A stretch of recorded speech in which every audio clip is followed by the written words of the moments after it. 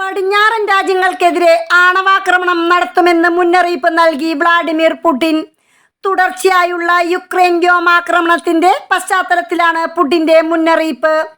റഷ്യയുടെ ആണവായുധ സുരക്ഷ ചർച്ച ചെയ്യുന്നതിനായി മോസ്കോയിലെ ഉന്നത സുരക്ഷാ കൗൺസിലുമായി പുടിൻ അടിയന്തര യോഗം ചേർന്നിരുന്നു. പാശ്ചാത്യ രാജ്യങ്ങൾ, പ്രത്യേകിച്ച് യുകെയും യുഎസും യുക്രൈന് ക്രൂയിസ് മിസൈലുകൾ ഉപയോഗിക്കാൻ അനുമതി നൽകുന്നതിൽ റഷ്യ ആശങ്കയിലാണ്. ഇതിന്റെ പശ്ചാത്തലത്തിലാണ് കൂടിക്കാഴ്ച നടന്നതും റഷ്യ ആണവാക്രമണ ഭീഷണി ഉയർത്തിയതും.